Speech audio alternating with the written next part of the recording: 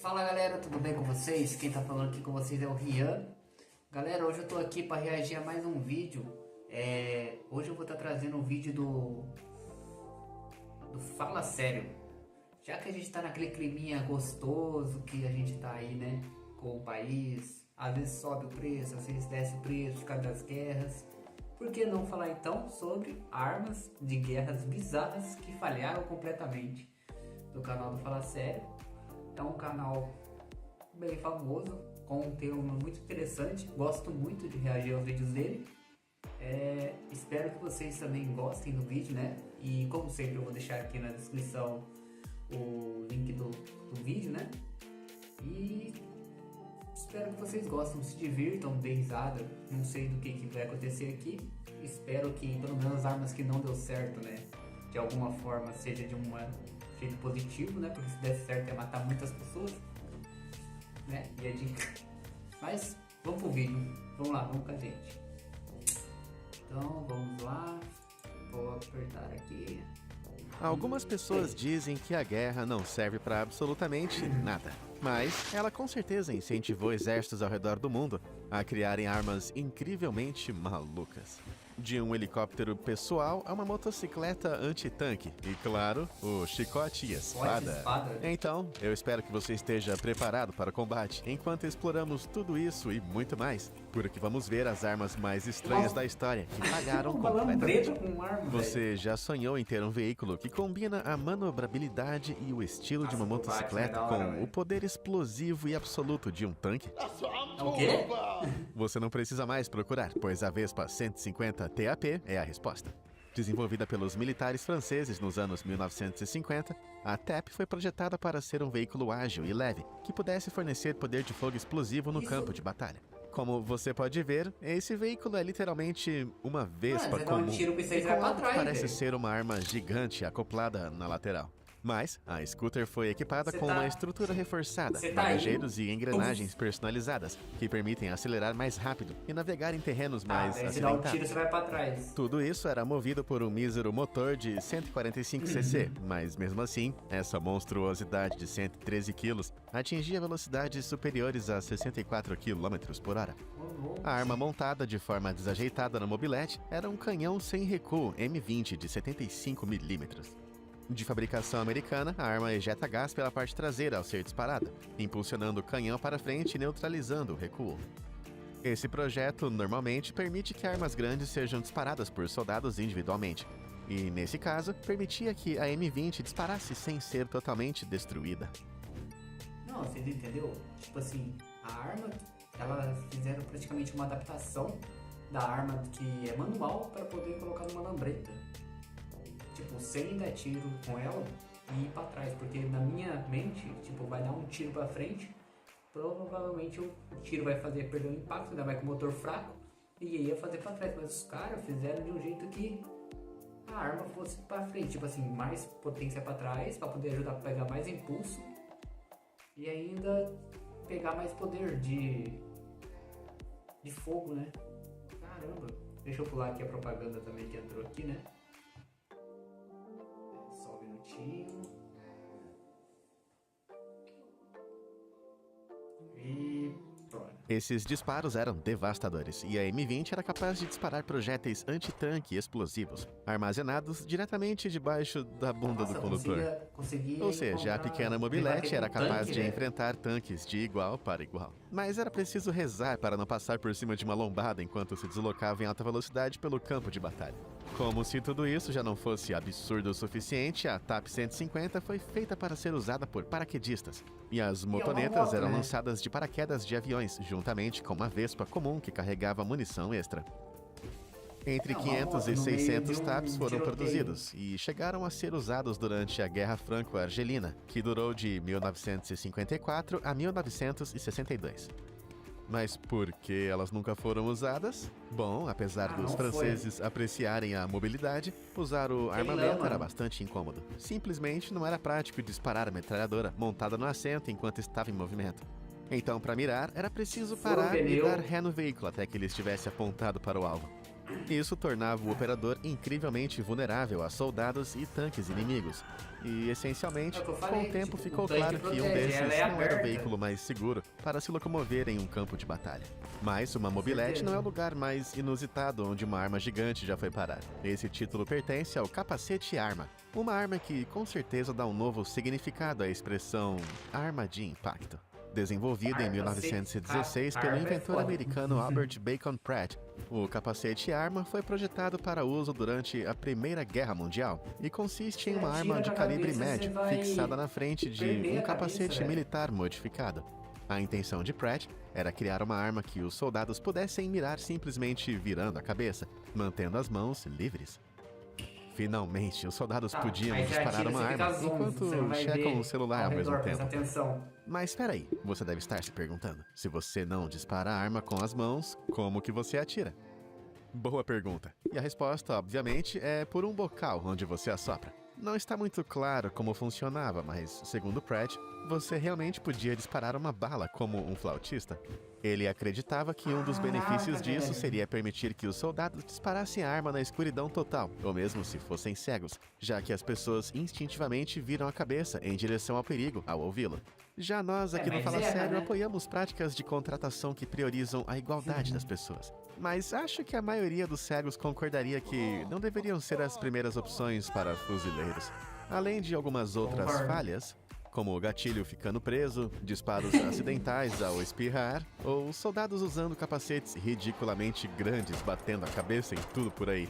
O capacete de fuzil tem um problema óbvio de recuo. Imagine se ao disparar uma arma, o impacto do recuo não fosse distribuído uniformemente entre as mãos e os seus braços, mas sim concentrando toda a energia no pescoço. Ai. Agora, Pratt alegou que o design do capacete levou isso em consideração, mas eu não encontrei nenhuma evidência disso, além dele dizendo, confia em mim, cara, tá de boa. Então não é surpresa saber que o exército americano rejeitou o capacete de Pratt no fim das contas. Com o passar das décadas, os Estados Unidos acabaram percebendo a utilidade de vários dispositivos montados em capacetes, como luzes, rádios e HMDs, ou displays montados em capacetes. Seria interessante pensar que as Forças Armadas Americanas se inspiraram no dispositivo de Pratt, pelo menos quando se trata de armamentos montados em capacetes. Bom, pelo menos essa é a minha teoria inicial. Sejam armas ou, bom, qualquer outro aspecto da vida, nós, homens, sabemos que maior é sempre melhor, certo, rapazes? Não. Na Primeira Guerra Mundial, os militares russos claramente pensaram o mesmo, ao criarem o maior e mais insano tanque que o mundo inteiro já presenciou. Eu lhe apresento o Tanque Tsar. Era uma peça de armamento móvel projetada para demolir bloqueios e até fortalezas por conta própria. Era absolutamente enorme, com 9 metros de altura, o que equivale aproximadamente ao tamanho de um prédio de 3 andares. E como você pode imaginar, este gigante era bastante pesado, com impressionantes 60 toneladas. 9 vezes mais pesado do que um elefante africano. E o veículo pesado também tinha armas igualmente pesadas. Equipado com 2 canhões de 57mm e 2 metralhadoras Maxim. Para se mover, era impulsionado por um motor de avião, que o levava a velocidades vertiginosas e absurdas de 16 km por hora, o que, na verdade, é mais rápido do que eu imaginava.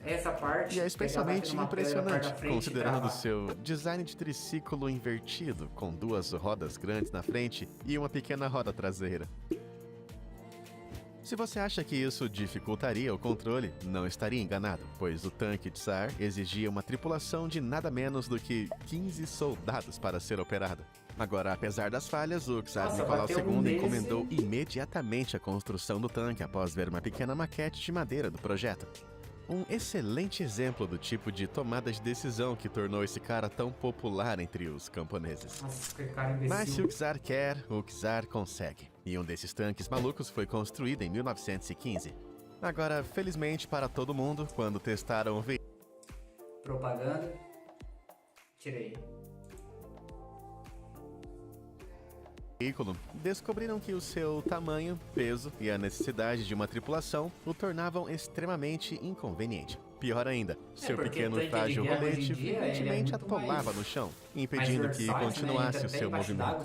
E ninguém quer que o seu super tanque se transforme num peso de papel gigante e inútil ao passar por cima de uma poça d'água. Então, o projeto foi cancelado. E o único tanque do Czar construído foi desmontado para sucata em 1923. Eu acho que esse tanque sempre esteve fadado ao fracasso completo, mas o mundo não aprendeu com os erros da Rússia, com certeza. E outros exércitos desenvolveram tanques estranhos e bizarros também. Esta monstruosidade que você está vendo é o grande Panjadrum. Faz o projeto. Depois os tio vai aprender. Um tanque projetado pelos britânicos durante a Segunda Guerra Mundial.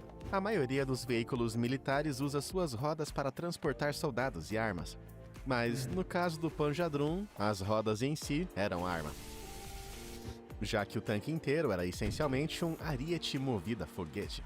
E a função do Panjadrum era avançar diretamente contra o inimigo, usando duas rodas de 3 metros de altura para romper suas fortificações. O tanque não carregava canhões, mas era carregado com 1.800 quilos de explosivos. Assim, uma vez que ultrapassasse a linha inimiga e atingisse o alvo, poderia detonar e causar destruição em massa. Ao contrário do patético tanque Tsar, o Panjadrum podia atingir velocidades de até 96 km por hora, o que é impressionante, já que parece com algo que os X-Men enfrentariam. Esperava-se que este poderoso triciclo da morte estivesse pronto para o dia D, para ajudar os aliados a romper o muro do Atlântico alemão na Europa ocupada. Este era essencialmente uma espessa linha de fortificações com muros de concreto, minas e artilharia pesada que os alemães construíram ao longo da costa europeia quando tomaram a França e Noruega. No entanto, por mais legal que seja a ideia do Panjadrum, suas falhas se tornam evidentes quando você descreve a coisa em voz alta. Um Segway gigante, sem motorista, movido a foguete e carregado com muitos explosivos. O veículo passou por testes em 1943 e, como você pode imaginar, não correu bem. Quando os foguetes dispararam e o Panjadrum voou pelo local de testes, era impossível conseguir controlá-lo. E o veículo era simplesmente muito perigoso e não confiável para ser produzido em massa. Então os britânicos descartaram a ideia. Não, eles concluíram que a máquina altamente perigosa simplesmente precisava de mais foguetes. E um novo teste foi realizado em 1944. E este foi ainda pior, pois os foguetes da máquina se desprenderam das rodas e começaram a disparar em direções aleatórias, enquanto o veículo virava e começava a avançar em direção aos espectadores que estavam assistindo ao teste. Felizmente, enquanto os almirantes e generais presentes se jogavam no chão para se proteger, o último foguete do Panjadrum disparou, desintegrando todo o veículo em uma violenta explosão. Isso é o que eu chamo de um desastre completo. Posteriormente, o veículo foi descartado devido a preocupações com a segurança. Mas pelo menos o Panjadrum não era tripulado, então ninguém se feriu durante os testes. Ao contrário do nosso próximo veículo mortal. Pergunta: quando você viu o Duende Verde no Homem-Aranha voando em seu planador, você deve ter pensado, cara, isso parece seguro, prático e fácil de fabricar, né? Não? Bom, não conte isso para os militares dos Estados Unidos. Era um drone. Punharam arma em drone. É umas armas pesadas, quer ver? É um botijão de gás que tá embaixo. Se o cara cai naquela lâmina... Não, isso não é um trecho de um filme live action dos Looney Tunes. Na verdade, é um filme de verdade do The Lechner Aerocycle, um helicóptero pessoal desenvolvido ao longo da década de 1950. Foi idealizado como uma cavalaria moderna, capaz de proporcionar aos soldados maior velocidade e mobilidade no campo de batalha, além de realizar reconhecimento secreto atrás das linhas inimigas. Sim, porque o cara em uma dessas coisas aqui é muito discreto. O Aerocycle responde à pergunta que ninguém está fazendo. E se um helicóptero pudesse transportar apenas uma pessoa e colocasse sua vida em constante perigo enquanto faz isso? Mesmo assim, o exército americano encomendou 12 unidades para testes. E o Aerocycle finalizado apresentava um motor de 32 kW montado em uma plataforma circular acima de duas hélices de 4,5 metros. O piloto podia controlar o Aerocycle por meio de um guidão, inclinando-se em diferentes direções para alterar o ângulo de ataque e aceleração. Tipo um Segway de alta tecnologia que você pode operar a 1.500 metros de altura. Esse cara teve que virar. Para pousar, o aerociclo original contava com 4 grandes airbags na parte inferior. No entanto, os pilotos temiam que se um desses airbags estourasse, eles seriam lançados no ar como um balão murcho. Então, eles acabaram sendo substituídos por 4 patins de pouso. Agora, isso pode ser uma surpresa, mas os problemas com o aerociclo não se deviam à funcionalidade. Na verdade, ele funcionava perfeitamente bem. A máquina era estável, fácil de controlar e tinha até uma velocidade máxima surpreendente de 103 km por hora. No entanto, embora a invenção funcionasse, não havia como evitar o perigo. Mais uma propaganda.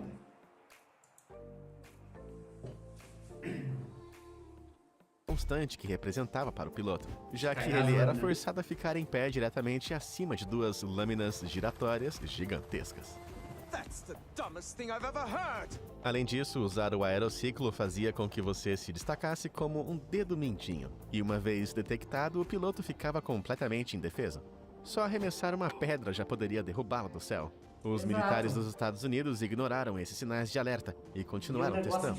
Mas quando seus experimentos resultaram em 2 acidentes e alguns ferimentos graves, eles abandonaram o Lackner, assim como a ideia de helicópteros pessoais por completo. Ainda assim, o aerociclo está longe de ser a arma aérea mais insana com a qual os Estados Unidos já experimentaram. Durante a Segunda Guerra Mundial, o Escritório de Serviços Estratégicos, OSS na sigla em inglês, precursor da CIA, tentou modernizar a Força Aérea Americana, transformando animais em armas de diversas maneiras insanas. Sabe aquela expressão chovendo canivetes? Bom, em inglês é chovendo cães e gatos. E a OSS queria tornar isso uma realidade, equipando gatos com pequenos paraquedas e bombas, para que lançassem uma chuva de destruição fofa sobre o inimigo.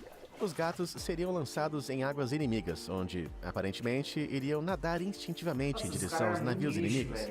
Uma vez a bordo, as bombas iriam detonar, explodindo os barcos, junto com nossos pobres gatinhos tentando chegar em terra firme. Esse era um plano cruel? Sim. Mas pelo menos era eficaz? Não. É claro que não. No fim das contas, conseguir que gatos façam o que você quer é quase impossível, e quando o plano foi testado, todos os gatinhos perderam a consciência no ar durante o lançamento, devido ao estresse de serem jogados de um avião e a baixa gravidade também. Mas, já que esses gatos insolentes não gostavam de obedecer ordens, por que não testaram outro animal, sei lá, tipo um morcego? Você gosta de gato ou gosta Foi de isso cachorro? que o dentista Adam Little pensou ao idealizar acoplar dispositivos incendiários em morcegos antes de soltá-los em assentamentos japoneses dentro de enormes recipientes ocos.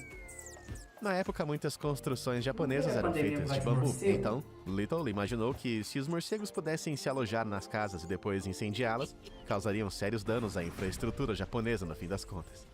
Ele escreveu para a Casa Branca em 1942 para explicar o conceito, e o presidente Franklin Delano Roosevelt expressou pessoalmente seu interesse no projeto, ordenando ao exército dos Estados Unidos que iniciasse os experimentos imediatamente. Mas apesar da aprovação, os testes foram previsivelmente um fracasso. Os morcegos se mostraram ainda menos cooperativos do que os gatos, adormecendo e se recusando a voar. E pior ainda, usavam suas habilidades de navegação para retornar à base militar americana de onde vieram. Nossa. Sabe, aquele lugar seguro e quentinho onde eram alimentados e cuidados? Tenho a impressão de que é isso. Esse problema acabou causando um incêndio enorme na base militar de Carlsbad, já que os morcegos voltaram para casa e destruíram um aeródromo inteiro.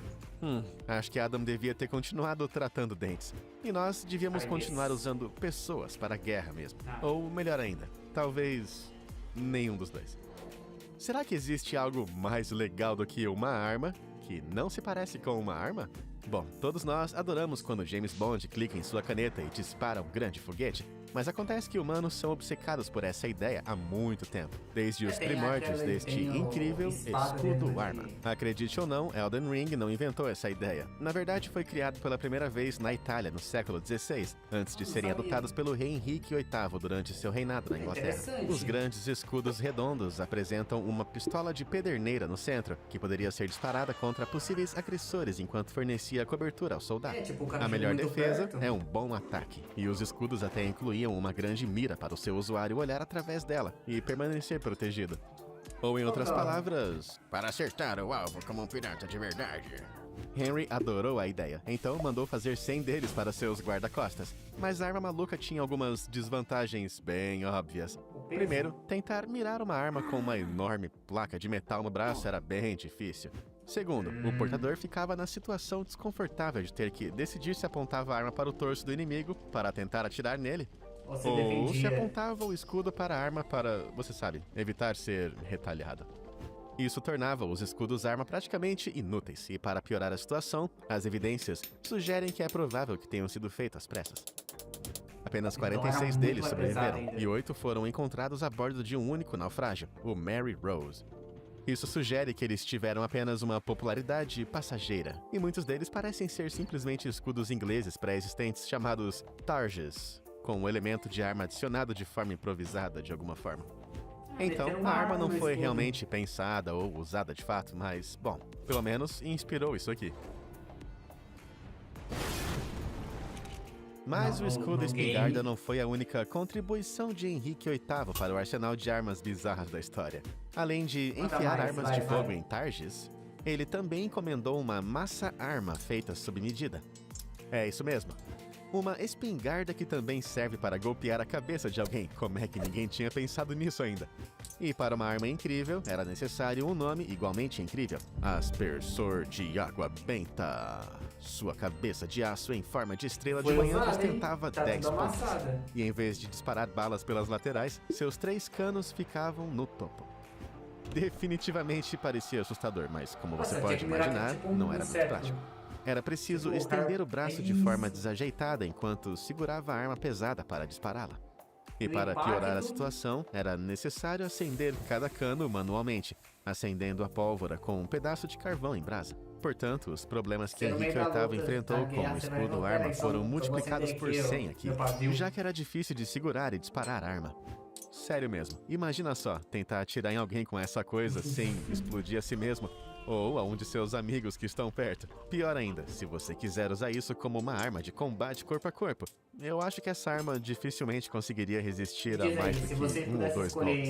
Então, as evidências sugerem que esta seria uma arma terrível para se usar de verdade.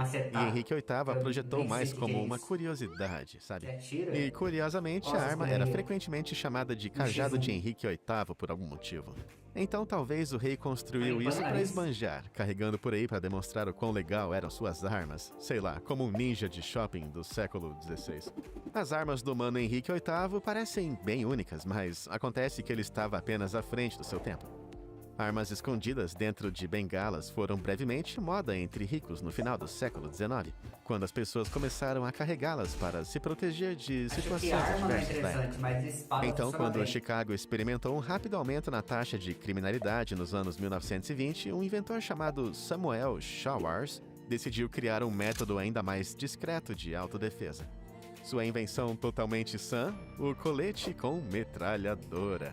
Não esperava por essa, né? O dispositivo, cujo nome não foi divulgado, consistia em uma placa de metal no peito com uma metralhadora embutida no centro. O usuário colocava 2 anéis nos dedos, que eram conectados a fios ligados à arma. Um desses fios elevava a trajetória do cano, enquanto o outro acionava o gatilho. Assim, se o usuário fosse ameaçado com uma arma, bastava levantar os braços para explodir o possível agressor em pedacinhos. Agora, pouco se sabe sobre Samuel Schwartz, além dos artigos de 1929 nas revistas Popular Science e Modern Mechanics. Com certeza morreu. Mas sabemos que sua invenção não fez sucesso. E não é difícil entender o porquê, né?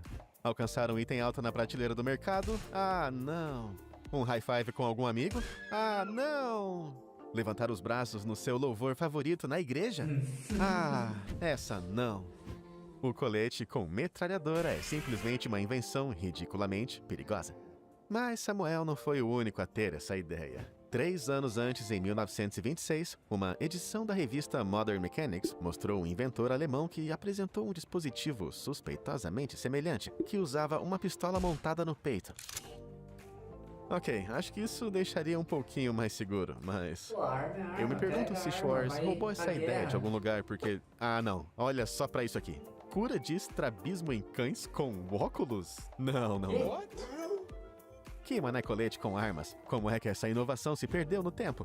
A invenção de Samuel parecia algo saído de um desenho animado ou de um videogame. Mas, embora muitas armas funcionem bem na ficção, elas geralmente não são muito úteis assim na vida real. Empunhar uma espada gigante pode ser uma estratégia viável em Dark Souls, mas na realidade, eu ia quebrar minhas costas levantando esse negócio.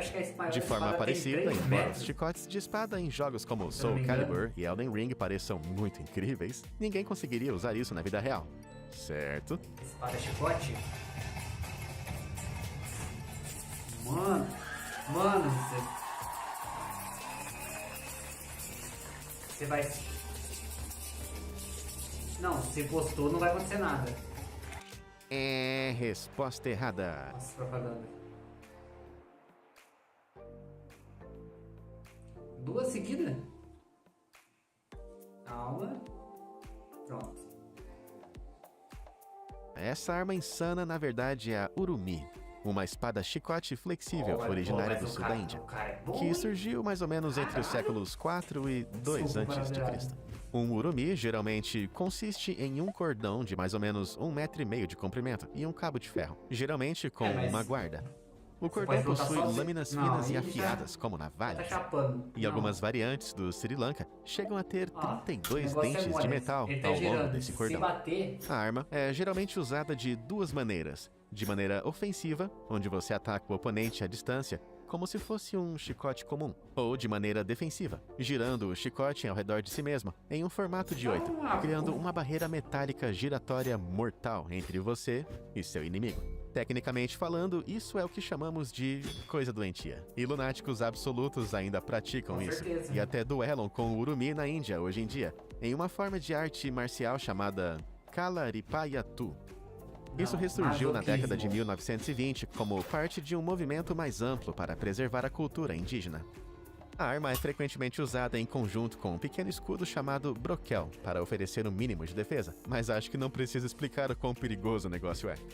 Os chicotes cobertos de lâminas se movem rapidamente, e apenas um giro em falso ou uma pequena amostradinha pode facilmente cegar, mutilar ou até mesmo ferir mortalmente a pessoa empunhando a arma. Então imagina o oponente. Dito tudo isso, o Kalaripayattu é como qualquer outra arte marcial. Extremamente impressionante e assustador para uma pessoa de fora, mas um profissional treinado sabe exatamente o que está fazendo. Iniciantes em Kalaripayattu dificilmente usam mais do que apenas um urumi por ano. Em vez disso, praticam com um pano com um peso aproximado, pelo menos até dominarem o básico. Fora a manutenção constante que as pessoas que praticam isso precisam fazer, já que as armas perdiam sua eficácia quando começavam a enferrujar ou quebrar. Com tudo isso em mente, a arma realmente não falhou de fato, com evidências sugerindo que foi usada mais para combates pessoais, para duelos ou defesa, e não para uma guerra de grande escala. O que até faz sentido. Afinal, se você quiser uma arma de médio alcance, uma lança poderia ser mais fácil, e não precisa de tanto treinamento. Mas, por outro lado, não é tão legal quanto, é verdade. Agora, um outro ótimo exemplo é esse canhão de cano duplo. Sua história começou em 1862, quando um dentista chamado John Gilliland decidiu que já estava farto de destruir os dentes das pessoas com instrumentos antiquados. E resolveu mudar de tática e destruir corpos inteiros, desenvolvendo armas de diferentes tipos. Agora, Gilliland parece ter partido de uma ideia atemporal de que 2 é sempre melhor do que 1, e essa monstruosidade foi o resultado. Já mencionei que ele era um confederado? Pois é, mas que surpresa. Canhões de cano duplo já haviam sido testados antes, notavelmente pelo inventor italiano Antonio Petrini, em 1642. Em seu projeto, ambos os canhões precisavam ser acionados manualmente no exato mesmo segundo. Porque se um disparasse antes do outro, isso desalinharia toda a arma, e o segundo canhão iria disparar para bem longe do alvo. Gilliland queria aprimorar isso, então seu canhão era capaz de disparar os 2 canos ao mesmo tempo, e as balas de canhão eram conectadas por uma corrente. A intenção era que, além do dano tradicional das munições, a corrente também ferisse gravemente qualquer soldado que estivesse entre as balas e o canhão. Mas que beleza. Para maximizar as chances de sucesso, os canhões foram posicionados ligeiramente desalinhados, de modo que a corrente ficasse bem esticada.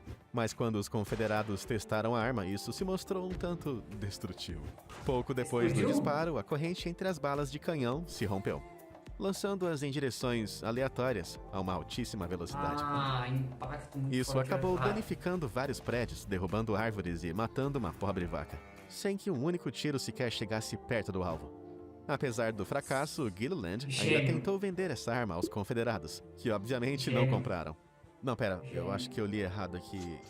Eles compraram. Mesmo sabendo que a ideia não funcionava há mais de 200 anos, não é de admirar que esses caras tenham perdido. Toda vez que os confederados tentaram usar a arma, o resultado foi desastroso. Então, eventualmente, eles começaram a usá-la apenas como um canhão de sinalização, para alertar as tropas próximas. Hoje em dia, você pode visitá-la como uma curiosidade local em Athens, Geórgia. E, sem dúvida, é uma visão bem interessante. Mas eu realmente acho que a exposição deveria ser dedicada àquela pobre vaca indefesa. Falando em animais, quais você acha que são as criaturas mais perigosas da natureza? Tigres? Tubarões? Ou tubarões-tigre? O que vocês acham de o tatuzinho de jardim? Peraí, você não acha isso ameaçador? Bom, não diga isso pra Alemanha, que se inspirou tanto nessas criaturinhas temíveis que modelou um tanque inteiro com base nelas durante a Segunda Guerra Mundial. Eu lhe apresento o Kugelpanzer, ou se seu alemão estiver um pouco enferrujado, o tanque-bola. Essa pequena e estranha engenhoca era movida por um motor de 25 cavalos de potência, o que lhe permitia viajar a uma velocidade vertiginosa de 8 km por hora, enquanto rolava sobre duas grandes rodas laterais mortais. Em teoria, essa baixa velocidade máxima combinada com as rodas gigantes permitiria ao motorista viajar com estabilidade em qualquer terreno. Mas o nosso Kugelpanzer tinha apenas uma pequena janela para enxergar. Isso até faz sentido do ponto de vista de minimizar a vulnerabilidade e tal, mas não do ponto de vista de conseguir ver qualquer coisa enquanto preso em uma bola rolante no campo de batalha. Além dessa baixa visibilidade, o Kugelpanzer não era armado. Então o pequeno e indefeso tanque provavelmente foi projetado para reconhecimento em vez de combate de fato. Cara, o que os alemães estavam pensando? Infelizmente, nunca saberemos, pois o Kugelpanzer foi um projeto experimental, e a única evidência de sua existência é um único modelo apreendido pelo exército soviético em 1945. Quando os soviéticos revelaram o que haviam encontrado, o governo alemão ficou tão envergonhado que negou ter construído, alegando que o veículo era uma farsa criada pelos soviéticos. No entanto, sua descoberta precoce e o nível de qualidade de sua construção o tornariam uma farsa muito elaborada. E qual seria o sentido disso? Os aliados já haviam vencido a guerra, então por que os russos gastariam tanto dinheiro criando uma paródia de tanque alemão dessa forma? Eles queriam começar outra guerra. Mas enfim, o único... Nossa, mais uma propaganda. Aí, vambora. Kugelpanzer ainda está em exibição no Museu Militar de Kubinka, em Moscou, para que você possa ver o veículo ridículo pessoalmente. Mas, infelizmente, como vimos, esse tipo de design de tanque maluco não se limitava ao eixo. Na verdade, pouco antes do início da Segunda Guerra Mundial, um inventor texano chamado A.J. Richardson apresentou o que talvez seja o veículo militar mais ridículo de toda a história. O tanque rolador. Era um tanque completamente esfero, totalmente coberto de armas, projetado para rolar até a terra de ninguém e disparar para todos os lados nas linhas inimigas. Bola coberta de armas. Parece algo que uma criança de 5 anos inventaria, mas, segundo Richardson, o formato esférico deveria proteger totalmente o motorista dos gases tóxicos, que haviam sido uma grande preocupação na Primeira Guerra Mundial. Infelizmente, apesar de ter despertado a imaginação dos entusiastas militares, os americanos não se interessaram muito nisso, pois as falhas eram simplesmente numerosas demais. E se o tanque rolasse ladeira abaixo? E se ficasse atolado em uma vala? E se o motorista precisasse enxergar para onde estava indo? Ou seja, o veículo nunca foi usado em combate, o que eu acho uma grande pena. Você consegue imaginar a batalha crucial em um resgate do soldado Ryan com algumas dessas coisinhas rolando por aí? Ou, se filmes de Segunda Guerra Mundial não são sua praia, que tal assistirmos a um faroeste? Duelos ao meio-dia são legais, mas sabe o que deixaria tudo melhor? A pistola pé de pato. Como você pode ver, a pé de pato é uma arma do século XIX, que se ramifica em 4 canos, permitindo o atirador eliminar vários agressores ao mesmo tempo com um único puxão de gatilho. Era amplamente comercializada para pessoas como guardas de banco e carcereiros, que poderiam precisar ameaçar mais de um oponente ao mesmo tempo. Mas, na verdade, as chances de seus inimigos estarem posicionados exatamente no ângulo certo para que todos caiam de uma vez são bem pequenos. E se você acertar apenas uma pessoa, vai basicamente estar desperdiçando balas com essa coisa. É o tipo de arma que só poderia existir no Velho Oeste mesmo, que era, apropriadamente, o Velho Oeste, quando se tratava de designs de armas. Veja bem, antes dos revólveres com câmaras cilíndricas se tornarem comuns, os fabricantes testaram uma série de conceitos malucos na tentativa de criar uma arma que pudesse disparar vários tiros sem precisar recarregar. Outro ótimo exemplo disso é a pistola gaita, que tinha uma câmera deslizante onde as balas eram armazenadas. Isso fazia com que a arma se parecesse com uma gaita, mas em vez de soprar o som característico, o mecanismo deslizante de aço clicava a cada disparo, preparando a próxima bala. Não consigo nem imaginar o quão satisfatório devia ser, mas infelizmente a arma era extremamente imprevisível. A câmera gigante tornava a pistola pesada, e o usuário precisava ajustar constantemente a mira e a empunhadura conforme a câmera se movia e alterava o peso da arma. Além disso, e o mais importante, armas como a pistola gaita e a pistola pé de pato não se encaixavam perfeitamente em um coldre padrão. Sério, imagina só tentar fazer um saque rápido. Pode ser difícil imaginar uma arma mais desajeitada ou enorme, mas permita-me lhe apresentar a espingarda de cano alto. Isso. Essa é uma imagem real. E essas armas eram espingardas gigantes que podiam ter de 3 a 4 metros de comprimento e pesar 45 quilos. Carregar isso em uma zona de guerra parece bastante ridículo, e felizmente para os caras da foto, esse cenário nunca se tornou realidade. Veja bem, por mais intimidadora que pareça, a espingarda de cano alto tinha um uso altamente especializado: caça de patos. Ela foi criada no final do século XIX em resposta crescente à demanda por carne de caça e aves aquáticas. Como uma espingarda comum, a espingarda de cano alto usava cartuchos com chumbo que se espalhavam após o tiro. Mas essa munição era tão absurdamente grande que o chumbo cobria uma área e distâncias gigantescas.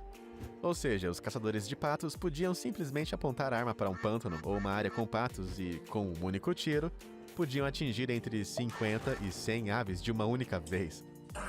Um feliz caçador chamado Ray Todd certa vez relatou ter conseguido abater mais de 1000 patos em uma única noite. Mas apesar dessa eficiência insana, a arma tinha alguns probleminhas bem óbvios. Era tão grande e desajeitada que não podia ser realmente apontada, mas sim, ela geralmente era apontada em alguma direção. Então, se você estivesse em um barco, todo o barco precisaria ser reposicionado para ajustar a mira. Além disso, a arma era simplesmente eficaz demais e acabou sendo proibida nos Estados Unidos em 1918 para proteger as aves de caça excessiva. Pessoalmente, fico feliz que a espingarda de cano alto tenha sido proibida. Cenas como essa dos Looney Tunes teriam sido menos engraçadas se o patolino fosse uma espécie em extinção. E aí, qual dessas armas de guerra mal concebidas foi a sua favorita? E qual delas você teria...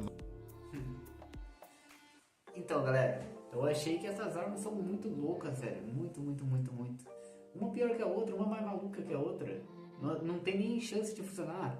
Os tanques de guerra que eles inventaram, se você tá numa guerra e você vai entrar em um território inimigo, é pedir pra você dar munição pros caras, velho. Porque você vai entrar com uma arma que você vai rolar ela, vai enfiar o cano no chão e vai entupir de barro ou vai atrapalhar o seu caminho. E não tem como você ter uma boa visibilidade, tá bom, vai proteger do gás e tal, essas coisas, mas não faz tanto sentido se você for entregar armamento bélico ou armamento pesado ou, sei lá, material pro pessoal estudar e depois usar contra você, não faz sentido. Então é mais fácil você pegar o básico, aqueles escudos mesmo. Pô, o que é aquilo? Você vai usar o escudo você vai levantar até você mirar, puf, já tomou um mano aqui, ó. Acabou. Não faz sentido. Mas esse foi o vídeo de hoje. Espero que vocês tenham gostado. Deixe aqui nos comentários a arma que vocês achou mais interessante. E se vocês acham que alguma dessas armas realmente deveria ainda existir nas guerras, né? Não que eu sou a favor, né? Mas se vocês acham que uma delas deveria estar em uso ainda, porque a ideia foi boa, que eu acho bem difícil. E eu vou falar que eu gostei bastante do canhão, velho. do canhão duplo lá que matou a vaquinha e a casa lá. Só foi mal planejado na parte da saída, porque dava pra dar uma ajustada. Tipo, não necessariamente colocar uma corrente, mas sim mirar em 2 alvos com uma distância legal. Eu acho que não dá pra usar, mas em algum momento estratégico certo, talvez. Essa foi a arma que eu mais gostei. Que eu acho, não que eu mais gostei, mas que eu achei mais útil. Agora que eu mais gostei mesmo foi aquela lá, a de matar pato. Pelo amor de Deus, matava 100 patos com tiro. Meus tios contavam essas histórias também, de pescador. Bom, mas pessoal, eu vou ficando por aqui. Vou deixar o link do canal do Fala Sério aqui embaixo aqui do vídeo, tá? Vocês podem deixar o like lá, conferir, tá? Bonitinho. Espero que vocês tenham gostado. Não deu pra ficar fazendo muita piada, porque eu tava prestando muita atenção nas loucuras que tinha aqui. Nada a ver, né? Mas é isso. Um forte abraço e tchau!